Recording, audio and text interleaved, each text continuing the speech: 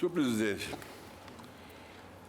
não há de ser necessária a reprodução aqui das razões e contra-razões esgrimidas no debate a propósito do caráter jurídico.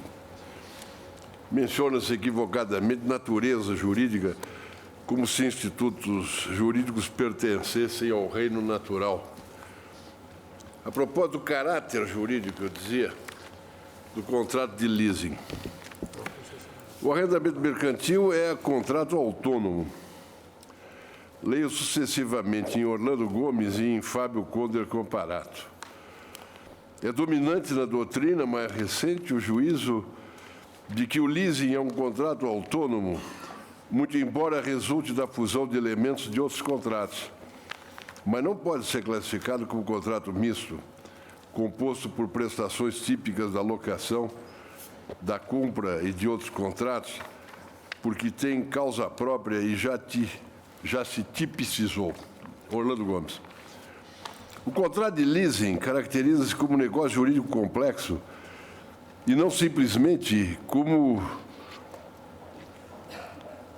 coligação de negócios. Dizemos não simplesmente porque, na verdade, o contrato entre a sociedade financeira e o utilizador do material é sempre coligado ao contrato de compra e venda de equipamento, entre a sociedade financeira e o produtor. Mas o leasing propriamente dito, não obstante a pluralidade de relações obrigacionais típicas que o compõem, apresenta-se funcionalmente uno. A causa do negócio é sempre o financiamento de investimentos produtivos. Fábio Conder Comparato. É certo, por outro lado, que o arrendamento mercantil compreende 3 modalidades: o leasing operacional, o leasing financeiro e o chamado leaseback. No primeiro caso, a locação; nos outros 2, serviço. No leasing operacional, arrendamento mercantil, o fabricante de um bem o dá em locação a quem dele fará uso. O arrendante é o próprio produtor industrial. Esse tipo é muito usado principalmente nos Estados Unidos, da América do Norte, especialmente pelos fabricantes de automóvel, sendo arrendatárias as grandes locadoras, tipo Avis, Hertz. Essas empresas de grande porte, através do renting, alugam inúmeras vezes a clientes diversos o mesmo veículo cujo uso constante e ininterrupto logo o torna obsoleto, e por isso a manutenção é feita pelo arrendante. Muito usado também pelos fabricantes de equipamentos eletrônicos. A resolução do Banco Central 2309 do Banco Central, no seu artigo 6º, enuncia a sua definição legal.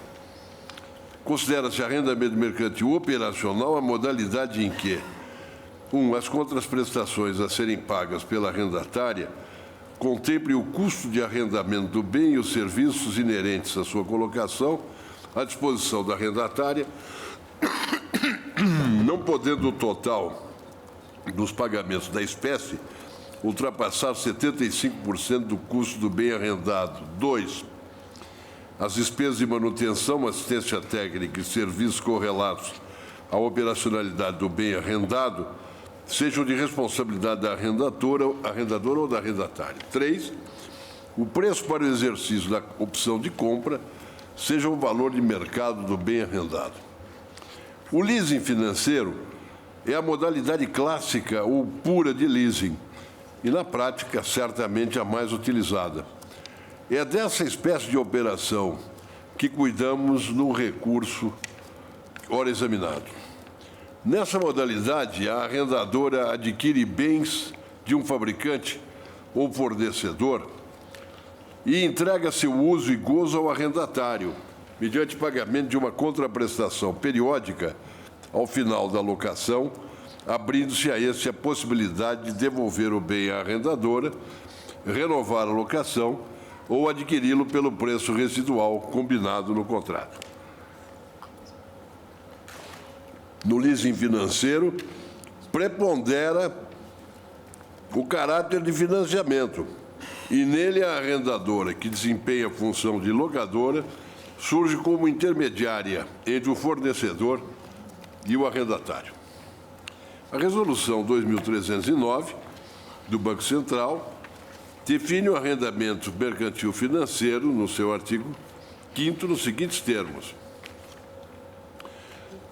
Considera-se arrendamento mercantil financeiro a modalidade em que as contraprestações e demais pagamentos previstos no contrato, devidos pela arrendatária, sejam normalmente suficientes para que a arrendadora recupere o custo do bem arrendado durante o prazo contratual da operação e, adicionalmente, obtenha um retorno sobre os recursos investidos. 2.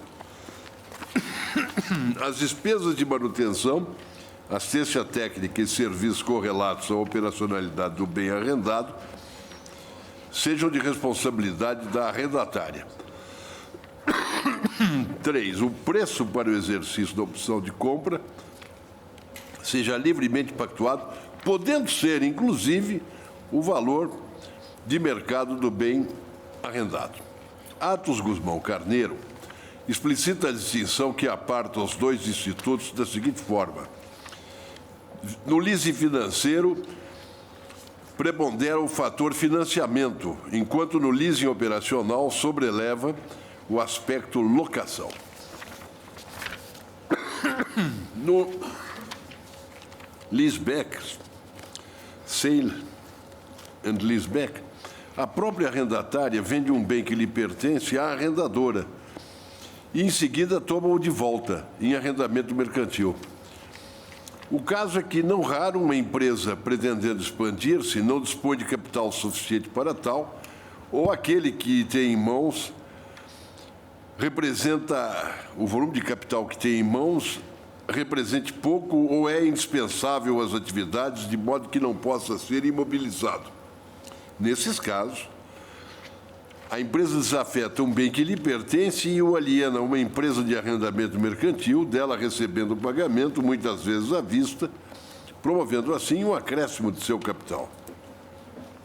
E como a empresa precisa utilizar aquele bem em sua atividade, a alienação segue-se o arrendamento do mesmo bem através do contrato de leasing, onde a vendedora, então, figura como arrendatária. O bem nem mesmo chega a sair da posse da arrendatária.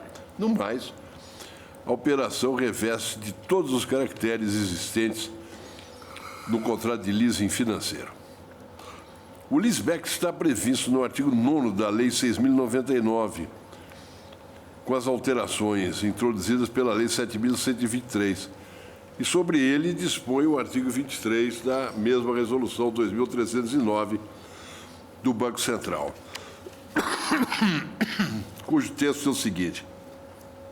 As operações de arrendamento mercantil, contratadas com o próprio vendedor do bem ou com pessoas a ele coligadas ou interdependentes, somente podem ser contratadas na modalidade de arrendamento mercantil financeiro, aplicando-se a elas as mesmas condições fixadas nesse regulamento.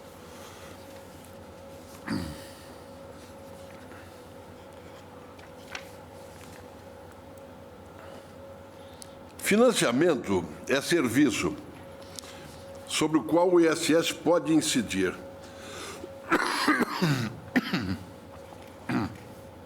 Eu me desculpo pela minha bronquite ocasional. É relevante nas duas últimas hipóteses, do leasing financeiro e do leaseback, existir uma compra. O fato é que toda e qualquer prestação de serviço envolve, em intensidades distintas, a utilização de algum bem. Colho em bem lançado parecer que veio às minhas mãos, do ministro Ilmar Galvão, a alusão a atividades análogas ao serviço de hospedagem em hotel, que, não obstante propicie o fornecimento de bens aos usuários do serviço, permanece a caracterizar a prestação de serviço. Permito-me transcrever desse parecer, muito expressivo, repito, o seguinte trecho. Desenganadamente tem a lei complementar, no caso do ISS, a função de definir essas operações mistas mediante a sua inclusão na lista de serviços, quando optar pela prevalência do aspecto serviço, em detrimento, verbo e graça, do fornecimento da mercadoria, ainda que o serviço não se constitua como atividade preponderante do prestador.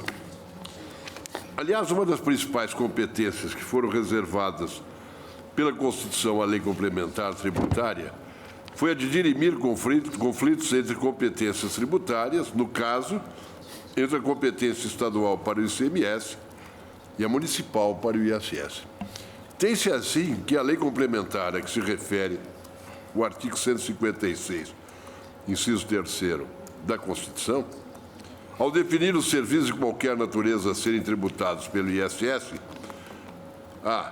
arrola serviço por natureza. B, inclui serviços que, não exprimindo a natureza de outro tipo de atividade, passam à categoria de serviços para fim de incidência do tributo por força de lei, visto que, se assim não consideradas, restariam incólumes a qualquer tributo.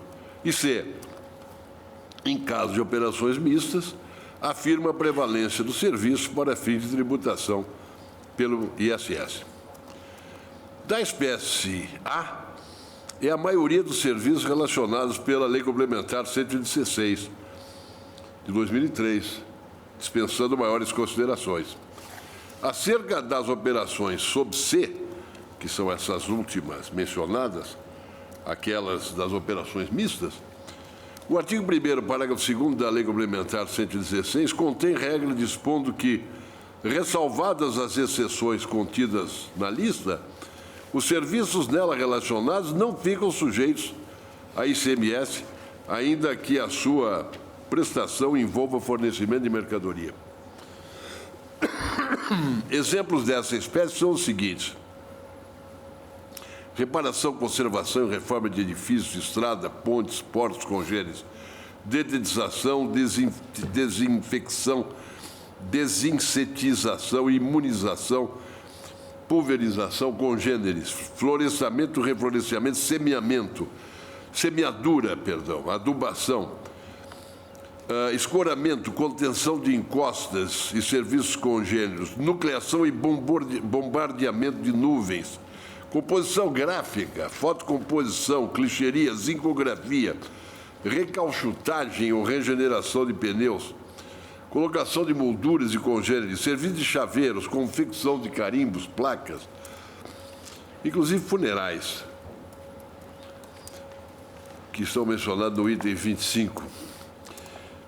Por fim, prossegue o ministro Ilmar Galvão nesse parecer, sob da espécie B, também não são poucos os exemplos, cabendo assinalar os seguintes. Eu lembro que a espécie B a que ele se refere é aquela que inclui serviços que, não exprimindo a natureza de outro tipo de atividade, passam à categoria de serviço para fim de incidência no tributo por força de lei, visto que, se assim não fosse, restariam incólumes a qualquer outro tributo.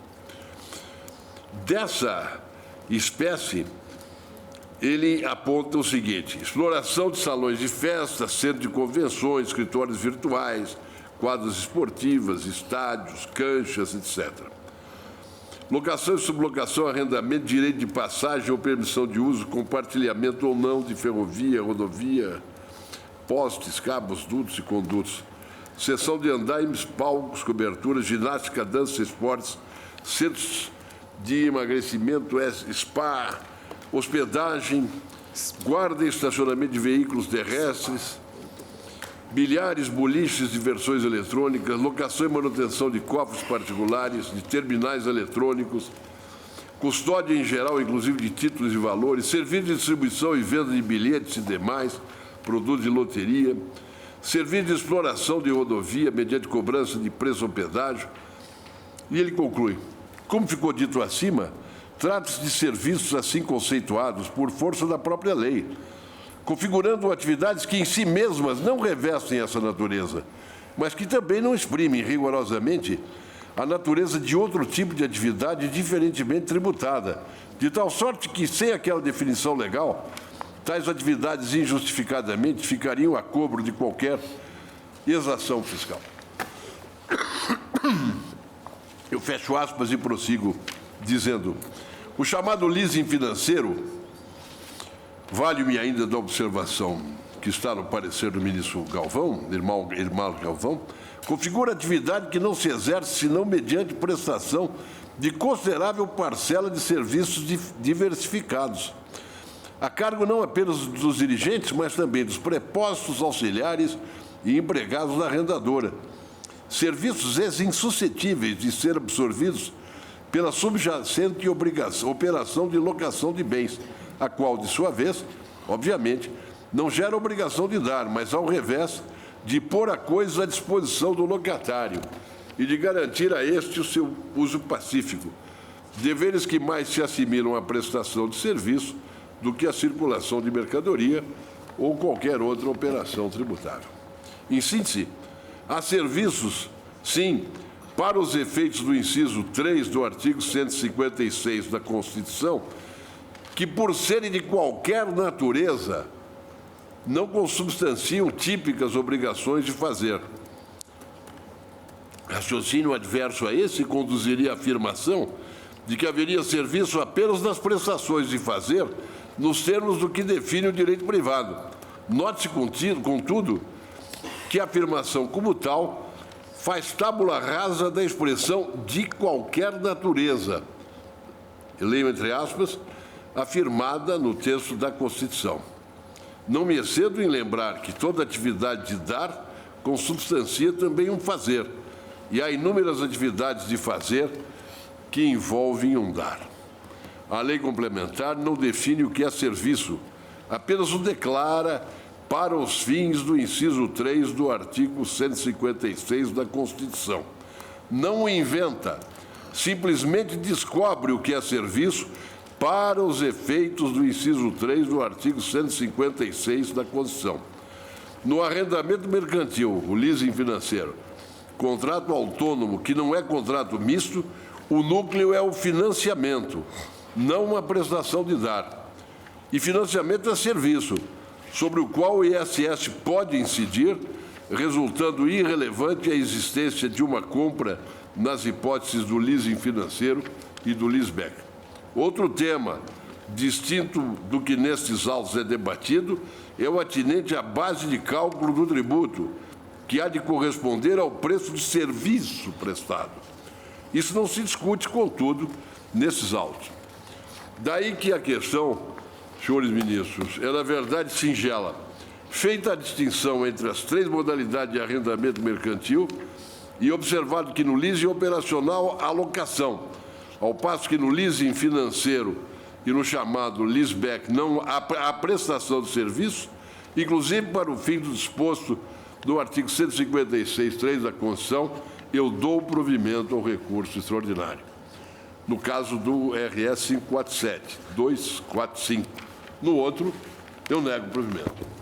Portanto, ao 547-245, o ministro relator dá provimento ao recurso e no 592-905 nega provimento. Senhor presidente, se os colegas não se opuserem, eu gostaria de pedir vista dos dois casos, de um dos casos, do 547-245, porque do 592-905 eu estou impedido.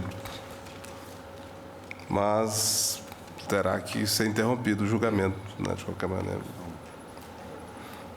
Não houver oposição, eu, portanto, pediu vista o ministro Joaquim Barbosa. Em relação ao 547-245, fica suspenso o julgamento do recurso extraordinário 592-905.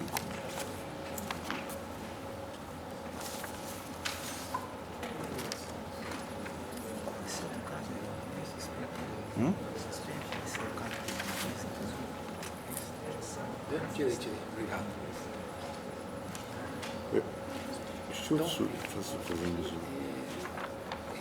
Quanto ao RE 226-899, tem previsão de sustentação oral. É longo? Excelência, gostaria que... Não? Podemos chamar aqui.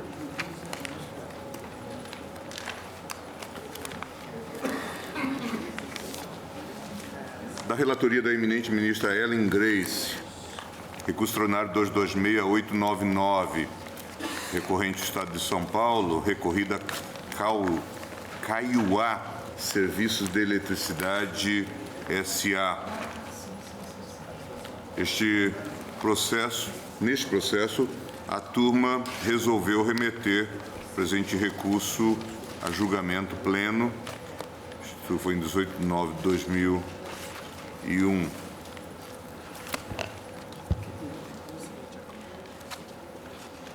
Com a palavra, a eminente relatora. Senhor presidente, trata-se de recurso extraordinário interposto com fundamento na linha A do artigo 102, inciso 3º da Constituição, contra acórdão do Tribunal de Justiça do Estado de São Paulo, que em apelação e mandado de segurança considerou indevido o recolhimento de ICMS, quando do despacho aduaneiro, na importação de aeronave realizada mediante operação de arrendamento mercantil, leasing. O acórdão recorrido consignou o seguinte: o contrato de leasing é complexo e, no caso, não foi exercida a opção de compra. Este parece ser, então, o ponto fundamental na medida em que ocorre, até o momento, mero arrendamento da aeronave. Portanto, não se cuida de operação que envolva a circulação de mercadoria nos moldes previstos no texto constitucional, prevalecendo, na verdade, a prestação de serviços, consoante previsão da Lei Complementar nº 56/87. Nesse sentido, inclinou-se a jurisprudência do Superior Tribunal de Justiça, assentando ser indevida a cobrança do tributo estadual e reconhecendo tão só a incidência do ISS. No presente apelo extremo, o Estado de São Paulo sustenta a violação ao artigo 155, inciso 1º-B, parágrafo 2º, inciso 9A e inciso 12A e D da Constituição Federal. O recorrente entende, em síntese, que o acórdão recorrido pretende suscitar tese no sentido de que o ICMS não incidiria sobre a importação de bens de capital e que é inaplicável à súmula 570 do Supremo Tribunal Federal. O teor desta súmula é o seguinte: o imposto de circulação de mercadorias não incide sobre a importação de bens de capital.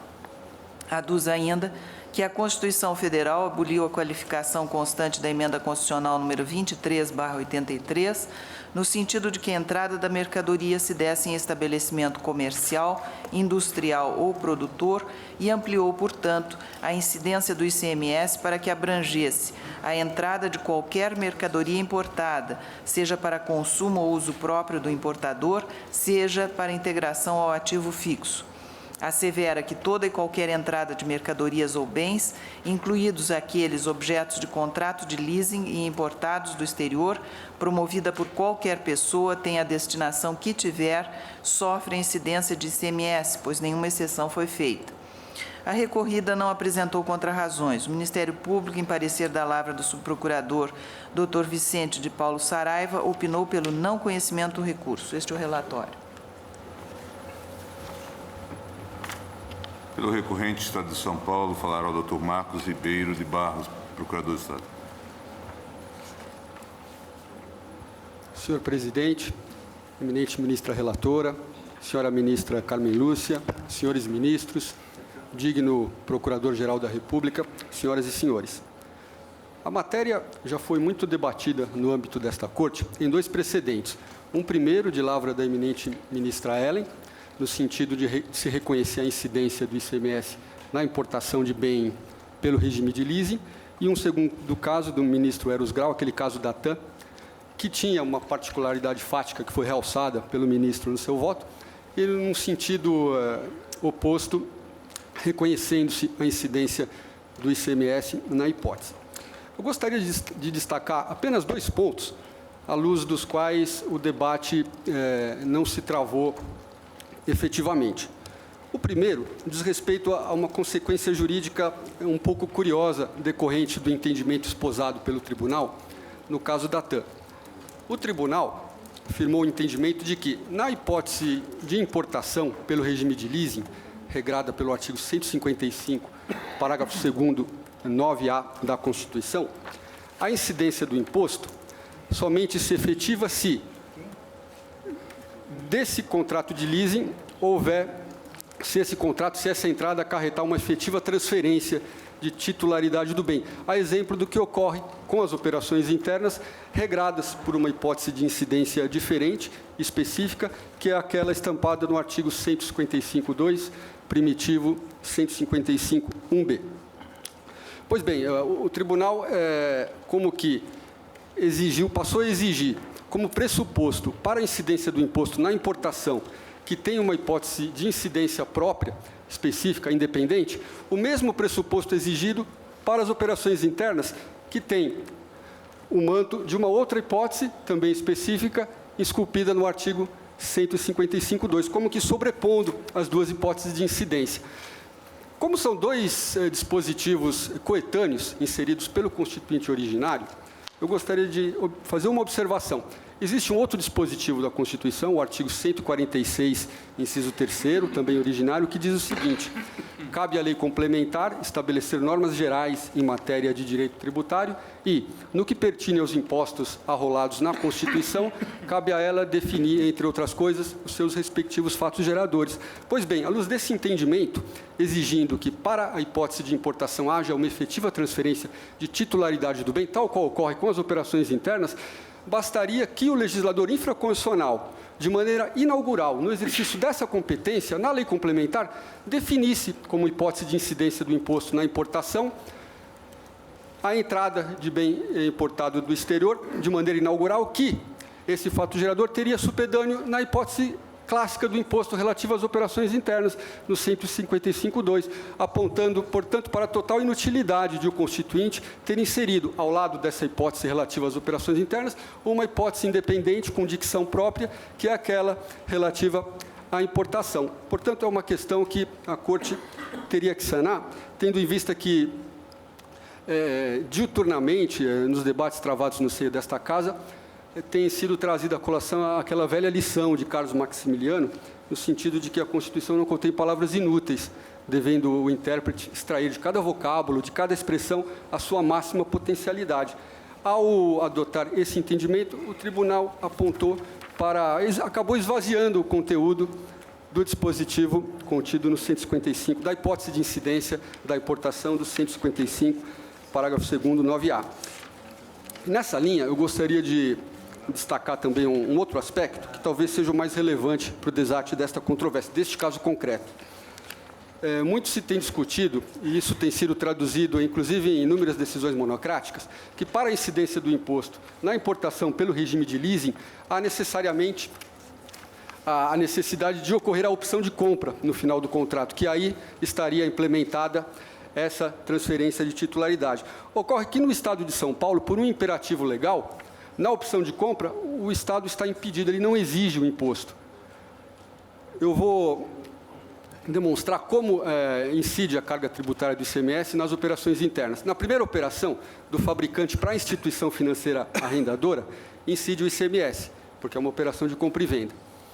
Ocorre que a instituição arrendadora, quando adquire esse bem, por um imperativo de lei federal, que é o disposto no artigo 3º da Lei 6.099/74, cuja cópia eu colacionei no memorial entregue a Vossas Excelências na tarde de ontem, esse dispositivo estabelece que serão escriturados em conta especial do ativo imobilizado da arrendadora os bens destinados a arrendamento mercantil. Portanto, quando a instituição financeira adquire esse bem do fabricante, ela o escritura no seu ativo permanente, no seu ativo imobilizado.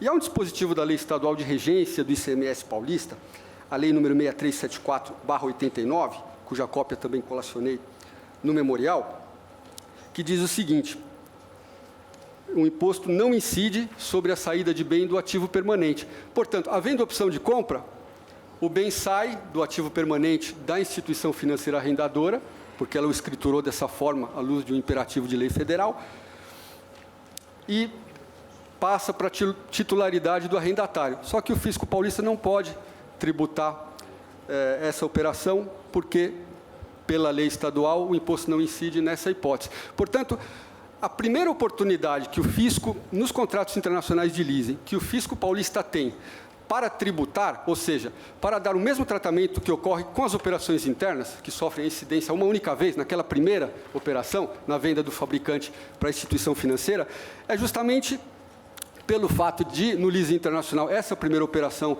estar sob o abrigo de um outro direito, ocorre no estrangeiro, o direito brasileiro não alcança. Então, a primeira oportunidade é na entrada do bem no território nacional. Portanto, o Constituinte foi sábio. Ele, para que na operação internacional haja o mesmo tratamento tributário dado à operação interna, a primeira oportunidade que o fisco tem para tributar é na entrada do bem no território nacional e o faz sob o manto dessa hipótese de incidência prevista na Constituição, que é dotada de uma dicção própria, de uma autonomia e tem efetivamente o seu sentido.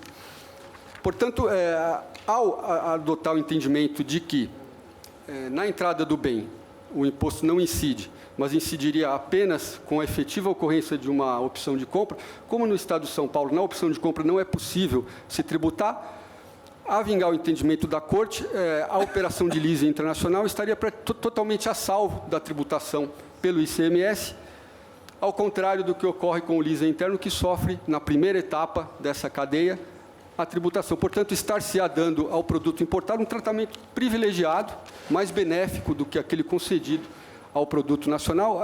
Esta Corte estará interpretando um dispositivo da Constituição, que é um documento essencialmente político e fruto da soberania nacional, no sentido de se dar ao produto importado um tratamento mais benéfico do que aquele concedido ao produto nacional.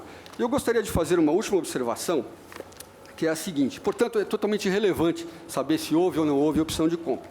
Uma última observação. O ajuste do entendimento do tribunal, nos termos ora preconizados, em nada altera a substância do que foi decidido no caso da TAM, porque aquela decisão teve um fundamento suficiente, devidamente elencado no voto do ministro Eros, que é a súmula 660, no sentido de que o imposto não incide na importação de bem por pessoa não contribuinte do imposto, e esta Corte, se não me engano, nos idos de 2001, no bojo da DIN 1600, entendeu que as empresas aéreas não são contribuintes do ICMS. Portanto, o ajuste do entendimento, sanando a dicotomia que aparentemente existe no seio desta Casa, à luz dos dois precedentes antagônicos, ao ajustar esse entendimento nos termos ora propostos, em nada alterará a substância do que decidido naquele caso. Portanto, à luz destas singelas razões, o Estado de São Paulo, por meio de sua Procuradoria, aguarda o conhecimento e o provimento deste recurso. Muito obrigado. Pela recorrida, Caioa Serviços de Eletricidade, o doutor Eduardo Licurgo Leite. Excelentíssimo senhor ministro-presidente, excelentíssimas senhoras ministras, senhores ministros, ilustre representante do Ministério Público Federal, patrono procurador do Estado de São Paulo, senhoras e senhores, eu ouvi com atenção as palavras do meu ex-adverso, que proferiu dessa tribuna. Eu acho que o caso aqui merece uma observação bem pontual, que é a questão de que o próprio Tribunal de Justiça do Estado de São Paulo consignou no seu acórdão que a opção de compra não foi exercida. Ou seja, a arrendatária não adquiriu o bem, ela simplesmente teve o bem temporariamente em suas mãos e, ao final, devolveu para a empresa que detinha os direitos sobre esse produto. Mas eu começo a minha sustentação por um outro ponto. Da sustentação do meu nobre colega procurador do Estado de São Paulo, um ponto me surgiu.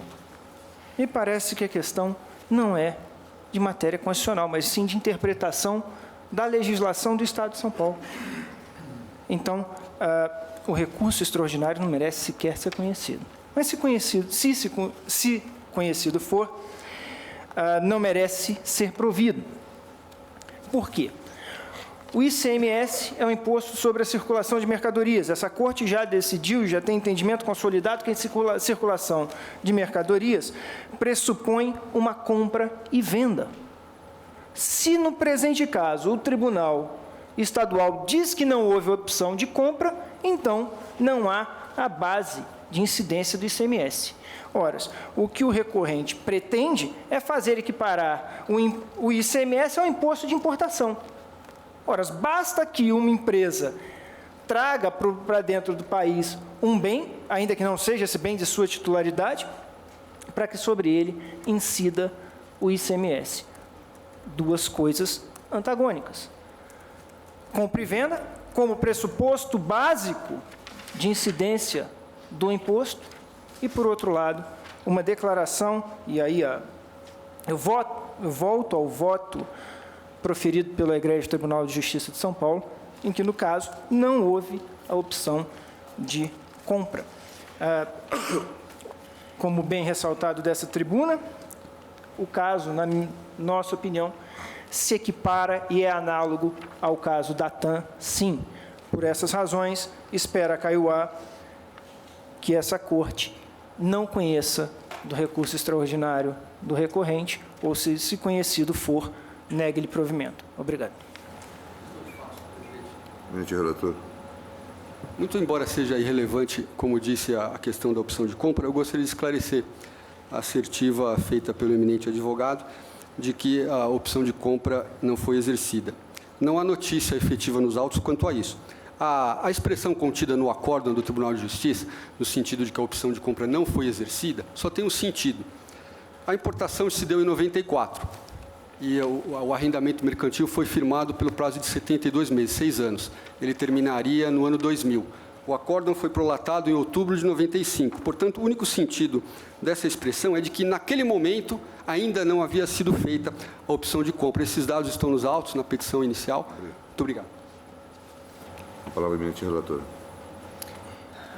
Senhor presidente, senhores ministros, na sessão plenária de 1º de setembro de 2005, esta Suprema Corte apreciou a questão ora em exame no julgamento do RE 206-069, também da minha relatoria.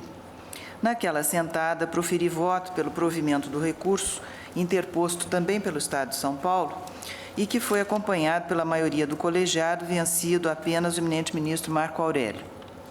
O eminente ministro Carlos Veloso representou naquela sentada a única ausência justificada. Tomando como base a atual composição deste plenário, não participaram daquele julgamento porque ainda não integravam a Corte, apenas os eminentes ministros Ricardo Lewandowski, Carmen Lúcia e Menezes Direito. Do acórdão publicado no Diário da Justiça de 1º de setembro de 2006, foi elaborada a seguinte ementa: recurso extraordinário, tributário, ICMS, arrendamento mercantil, leasing. De acordo com a Constituição de 1988, incide ICMS sobre a entrada de mercadoria importada do exterior. Desnecessária, portanto, a verificação da natureza jurídica do negócio internacional do qual decorre a importação, o qual não se encontra ao alcance do Fisco Nacional. 2. O disposto no artigo 3º do inciso 8º da Lei Complementar 87/96 aplica-se exclusivamente às operações internas de leasing. 3. Recurso extraordinário conhecido e provido. Foi esta a primeira ocasião em que o Tribunal se manifestou sobre o tema específico, a saber, a incidência de ICMS na importação de mercadorias transacionadas sob o regime de leasing. Deixei claro no voto que então proferi que o ICMS não incide nas operações chamadas inocentes, como o comodato, os deslocamentos físicos entre estabelecimentos de um mesmo proprietário, o transporte para exposição, etc.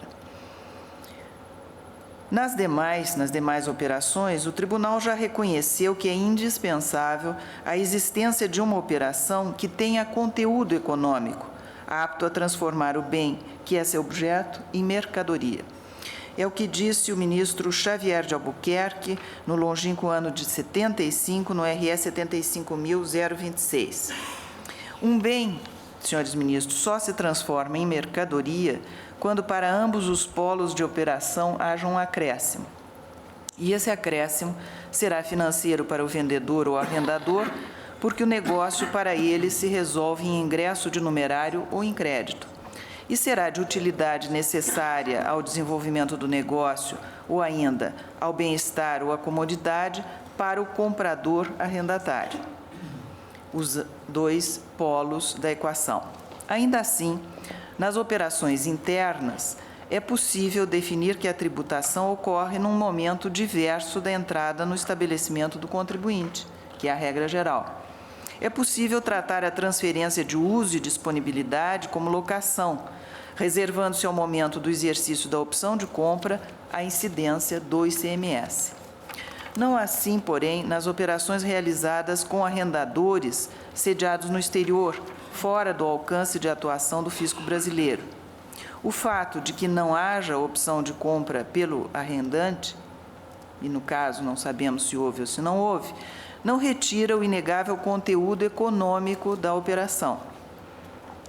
Já em 30 de maio de 2007, o mesmo plenário apreciou o RE 461.968 de relatoria do eminente ministro Eros Grau, o já mencionado caso TAM, julgamento do qual não participamos na ocasião eu mesma e o eminente ministro Sepúlveda Pertence.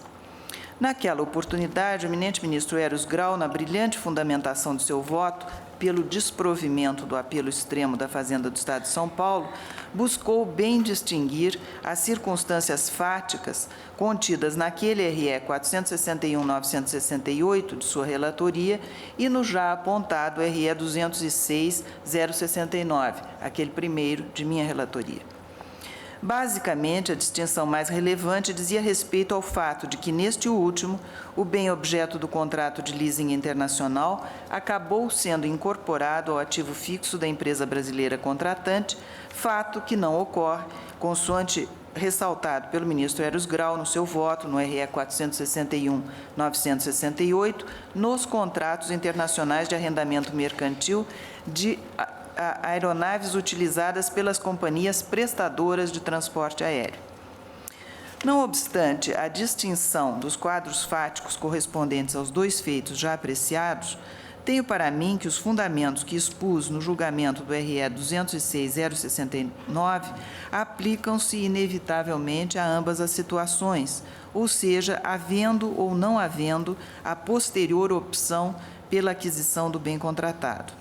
Portanto, com todo o respeito pela posição majoritária formada sem a minha participação no exame do último precedente, peço licença para, no decorrer da análise do presente caso, reinvocar as razões que me levaram a concluir, naquela primeira assentada de 2005, pelo provimento do recurso apontado, como disse, também interposto pelo Estado de São Paulo. O presente apelo traz à tona, mais uma vez, dois problemas distintos. Primeiro, o da natureza jurídica do contrato de arrendamento mercantil, leasing, a respeito do qual já tivemos verdadeiras aulas na tarde de hoje. E o segundo, da efetiva ocorrência ou não do fato gerador do ICMS quando da entrada de mercadoria importada por força desse contrato. Quanto ao primeiro ponto, anotei na referida sessão de 2005 que a primeira turma, na análise do RE 106.047, de 19 de novembro de 1985, relator o ministro Rafael Maier, assentou a equivalência entre a operação de leasing e a locação de bem móvel, de modo a atrair a incidência do ISS, Imposto sobre Serviços, este de competência municipal. A ementa tem o seguinte teor, aspas, ISS, arrendamento mercantil de coisas móveis, leasing, incidência do Imposto sobre Serviços, subsunção no item 52 da lista de serviços. Razoável o entendimento de que a prestação habitual pela empresa de serviço consubstanciado no arrendamento mercantil de bens móveis está sujeita ao ISS, em correspondência à categoria prevista no item 52 da lista. Recurso extraordinário não conhecido. Fecho aspas. Já no que concerne à hipótese de incidência do Imposto sobre a Circulação de Mercadorias, antecessor ao atual ICMS, este tribunal teve também a oportunidade de asseverar o que segue. ICM, para sua incidência, não basta o simples deslocamento físico da mercadoria, do estabelecimento comercial, industrial ou produtor. Faz-se mister que a saída importe num negócio jurídico ou operação econômica. Embargos conhecidos e recebidos são os embargos de declaração no RE 75.026, de relatoria do eminente ministro Xavier de Albuquerque. Também sob a égide da Constituição anterior, a segunda turma desta Corte, no julgamento do RE 88.703, relator o ministro Leitão de Abreu, assim decidiu. Imposto de circulação de mercadorias. importação de bens destinados a arrendamento mercantil, leasing, não incidência do imposto conforme precedentes do Supremo Tribunal Federal. Recurso extraordinário conhecido e provido. A conjugação, senhores ministros, dos precedentes colacionados poderia ensejar, a um primeiro exame, conclusão assemelhada à adotada pelo Tribunal Estadual, no sentido da não incidência de ICMS sobre a operação de importação efetuada sob o regime de leasing ante a ausência de transferência da titularidade do bem. E, inclusive, da tribuna foi equacionada a questão de importação e compra, ou seja, a transferência de titularidade seria, no caso, indispensável para que houvesse essa incidência do ICMS. Mas, na verdade, também este Supremo Tribunal, em situação diversa, reconheceu que a simples movimentação física de bem produzido pelo próprio estabelecimento e destinado à locação não consubstancia a circulação econômica de mercadoria autorizadora da incidência do ICMS. Refiro especificamente o RS 158.834, julgado pelo plenário, por maioria, sendo redator para o acordo o eminente ministro Marco Aurélio, publicado no DJ de 5 de 9 de 2003. A controvérsia travada nestes autos, entretanto, não remete a esses precedentes. De fato, os precedentes mencionados não examinaram a tributação em ICMS incidente sobre importações. Volto a frisar, incidente sobre importações efetivadas sob o regime de arrendamento mercantil, mas apenas a imposição tributária envolvendo operações internas de leasing. Todos os casos anteriores referem-se a importações, operações internas de leasing. No primeiro julgamento, aqui novamente referido, da lavra do ministro Rafael Maier, discutia-se a tributação de operação de leasing realizada no mercado interno brasileiro e efetivada entre arrendador e arrendatário sediados no Brasil. Daí o aprofundamento das teses perquiridoras da natureza jurídica do contrato de arrendamento mercantil para saber-se se a operação ajustada nestes termos estaria a caracterizar prestação inserida no rol da lista de serviços do ISS ou operação financeira ensejadora da cobrança do IOF, de competência estadual. Perdão, de competência federal. Na mesma linha de raciocínio, o aresto, representado pelo RS 158.834, examinou as nuances da tributação da integração ao ativo fixo do contribuinte de bens por ele próprio produzidos. Tratava-se, então, também de transação efetivada no mercado interno, amparada pelo ordenamento jurídico nacional, a demandar uma análise jurídico-econômica da operação que pudesse revelar efetiva circulação de mercadorias, o que, então, autorizaria a cobrança do ICMS. A controvérsia deduzida nos presentes autos, diferentemente daquela encerrada no apontado RE 461.968, de relatoria do ministro Eros Grau, refere-se à incidência do ICMS sobre importação de aeronave de pequeno porte apenas destinada ao transporte de diretores e funcionários da empresa recorrida, Caiuá Serviços de Eletricidade S.A., e providenciada essa importação sob o regime de leasing, firmado entre arrendatária brasileira e instituição arrendadora sediada no exterior. Por esse motivo é que volto a frisar, a hipótese é completamente diversa dos precedentes. Considero igualmente inaplicável o aresto de relatoria do ministro Leitão de Abreu, que rechaçou a imposição de ICM sobre a mercadoria importada com a finalidade de ser comercializada sob o regime de leasing. De fato, naquele RE, o número 88.703, nada mais se fez senão reiterar o entendimento, então consolidado na Corte, e que ensejou a providência legislativa depois contida na Emenda Constitucional número 23, de 83, no sentido do descabimento da tributação em ICM de bem destinado ao ativo fixo do contribuinte. Até porque Ali não se questionava a tributação da operação de leasing propriamente dita, mas a anterior, consistente na importação do bem que viria a ser arrendado. Portanto, também aqui situação diversa. Passo, assim, ao exame da questão concernente à constitucionalidade da exigência de ICMS sobre a entrada de bem ou mercadoria importados, agora sim, em decorrência de um contrato internacional de leasing. Não se pode olvidar que o Constituinte de 1988, a exemplo do que já proclamado na Carta Pretérita, conferiu tratamento especialíssimo à incidência do ICMS sobre bens importados.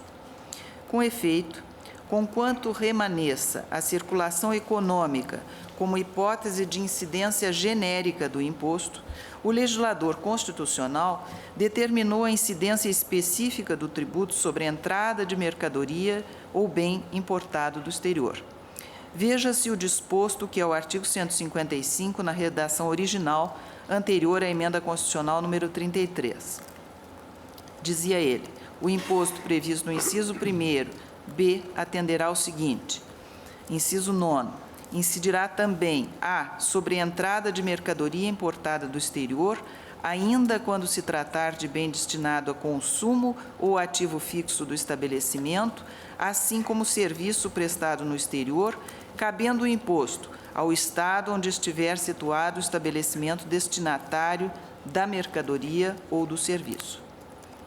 O exame desse dispositivo revela que, nessa circunstância, a imposição de ICMS prescinde da verificação da natureza do negócio jurídico ensejador da importação. A Constituição Federal elegeu o elemento fático entrada de mercadoria importada como caracterizador da circulação jurídica da mercadoria ou do bem e dispensou indagações acerca dos contornos do negócio jurídico realizado no exterior. Veja-se que, a par de incidir sobre operações relativas à circulação de mercadorias, fez o Constituinte de 1988 constar do texto constitucional a expressa ressalva da incidência sobre a entrada do bem importado. Assim, senhores ministros, uma vez concretizada a importação mediante a entrada de mercadoria, tem-se por ocorrida a circulação econômica por presunção constitucional. Nem poderia ser de outra maneira, visto que o negócio jurídico ensejador da importação não se encontra ao alcance do fisco brasileiro, nem terá sido pautado sequer pelas leis brasileiras, já que foi realizado no exterior. Por essa razão, em face da impossibilidade de tributar o próprio ajuste, a teor da regra das transações internas, em que o vendedor é o contribuinte do ICMS, o legislador constituinte optou por sujeitar ao ICMS o resultado do ajuste, ou seja, optou por considerá-lo consubstanciado na entrada da mercadoria importada. Eis porque, em contraponto ao sistema da incidência genérica sobre a circulação econômica, o imposto será recolhido pelo utilizador do bem, que será esse o contribuinte do ICMS. Rodolfo de Camargo Mancuso, em obra que é referência no tema, corrobora esta orientação. Diz ele: efetivamente, os produtos importados sofrem, além da natural incidência do imposto de importação, ainda a incidência do IPI no desembaraço alfandegário e do ICMS na entrada do estabelecimento importador. Como observa Arnaldo Rizardo, nenhuma regalia fiscal favorece a importação para fins de leasing, mesmo que o equipamento não permaneça definitivamente no território nacional. E frisei especificamente esta frase: mesmo que o equipamento não permaneça definitivamente no território nacional. A entrada no país constitui fato gerador para a incidência. Fecho aspas. Aqui não se cuida de fato gerador presumido, sendo certo que este tribunal já reconheceu a especificidade da incidência do ICMS sobre a entrada de mercadoria importada, a autorizar, inclusive, a exigência de quitação tributária para fins de desembaraço aduaneiro. Refiro o RS 193.817 deste plenário, sendo redator para o acórdão o eminente ministro Ilmar Galvão, precedente este que foi depois consolidado na súmula 661. O fato é que a necessidade da análise dos negócios que motivaram a entrada da mercadoria importada para fins de verificação da possibilidade de tributação em ICMS traria como consequência uma imensa dificuldade na imposição do tributo sobre importação de um bem adquirido por força de contrato internacional que eventualmente não encontre correspondente no direito brasileiro ou cujos contornos em sede internacional se revelem distantes dos realizados em território nacional. No próprio leasing, pode ocorrer dificuldade de correlação entre arrendamento mercantil de direito internacional e o ajuste realizado sob a égide das leis internas. De fato, um dos elementos definidores da operação de leasing é a opção do arrendatário, ao final do contrato, pela renovação do acerto, pela compra ou pela devolução do bem ao arrendador.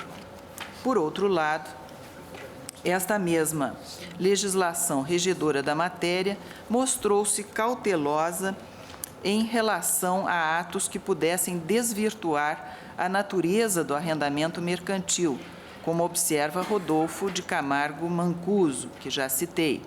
No caso de leasing internacional, diz ele, a redação do artigo 17 da Lei 6.099 evidencia que a intenção do legislador foi, de um lado, proteger o mercado interno e, de outro, dificultar as manobras de elisão fiscal ou mesmo coartar a evasão fiscal. Fecho aspas.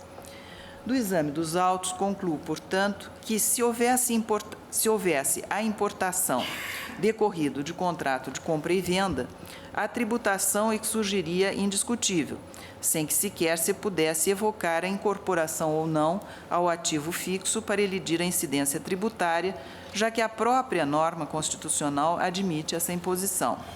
Assim, não me parece difícil perceber que o entendimento contrário, ou seja, o de que a operação externa de leasing não autoriza a cobrança de ICMS, levaria ao estímulo a que as aquisições de bens de capital passassem a ser feitas por essa via de ajuste, para assim evitar a incidência tributária.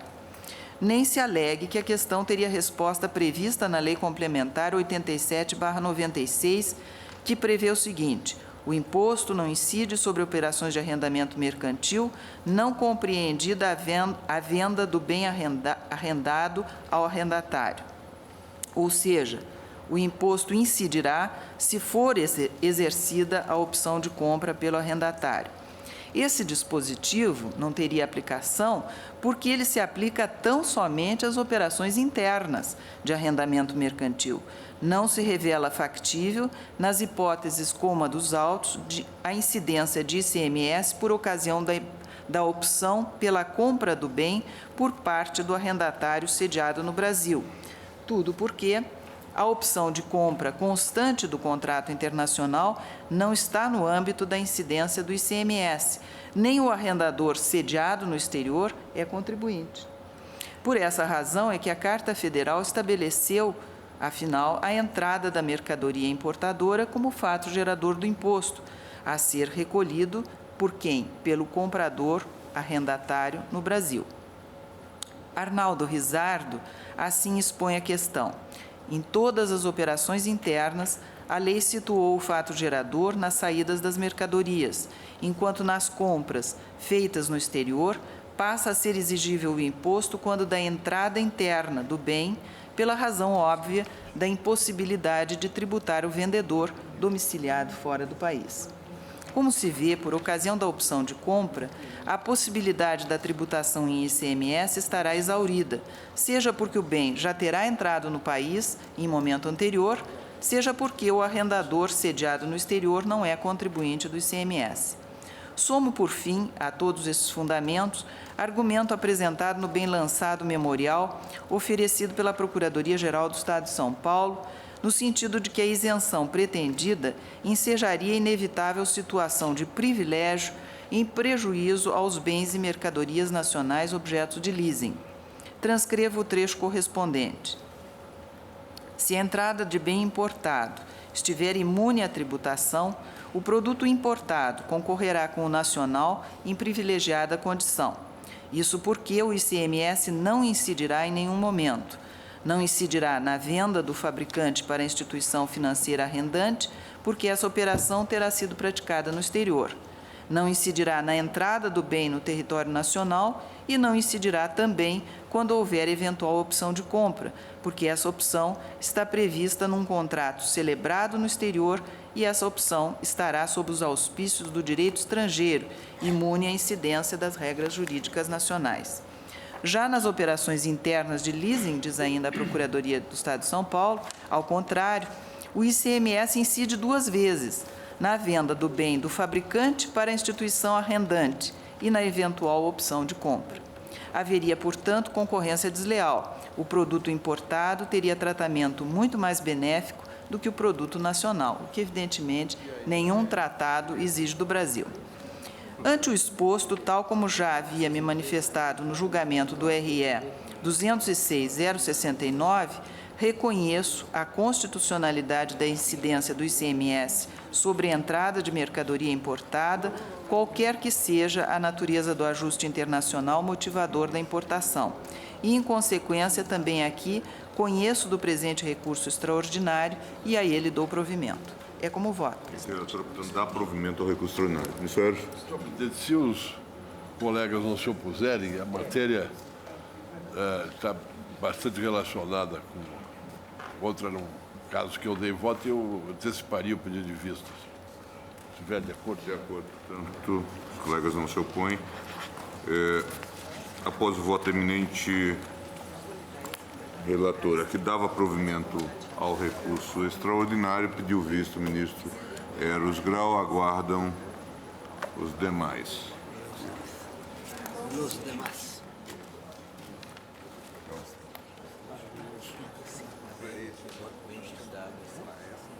Ministro de Direito, Vossa Excelência queria... É só para pedir prorrogação do prazo da ADC 18, que a liminar está se esgotando, então eu estou pedindo prazo, prorrogação. Em relação à questão de ordem na ação declaratória de constitucionalidade número 18, o ministro Menezes de Direito está propondo a prorrogação do prazo. Por coerência, presidente, eu votei pelo indeferimento da liminar. Persisto na convicção e peço vênia ao relator e voto pelo término da eficácia da medida. Portanto,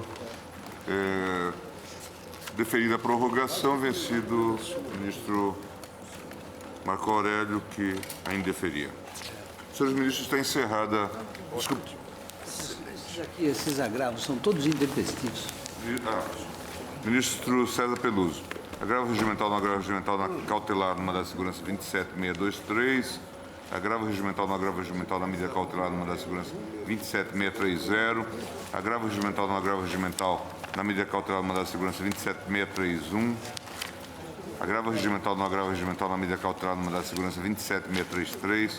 Agravo regimental no agravo regimental na medida cautelar no mandado de segurança 27637.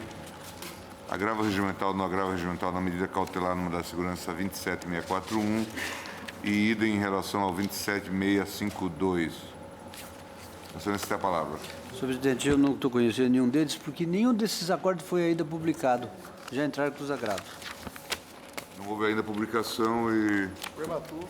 Presidente, creio que os acordos devem estar nos processos respectivos, porque nós sabemos que todo e qualquer agravo deve ser ofertado com acompanhamento de minuta, e essa minuta visa infirmar o que decidido. Não colo a oportunidade para interposição do recurso necessariamente a ciência ficta, porque essa ciência pode mesmo ser pessoal, pode se dar considerada a visita do interessado à secretaria do tribunal e o conhecimento do que decidido. Por isso eu peço vênia para votar no sentido de conhecer, tendo em conta esse óbice. Eu não sei se há outro óbice, porque eu ouvi... Há outro óbice que é agravio regimental contra a corda de agravio regimental. Então, então eu ressalvo o entendimento e por esse motivo... São dois motivos. Bom, portanto, não conhecidos os agravos, com uma parcial, com ressalva de fundamentação do ministro Marco Aurélio. Creio que podemos encerrar a sessão, que já foi bastante produtiva.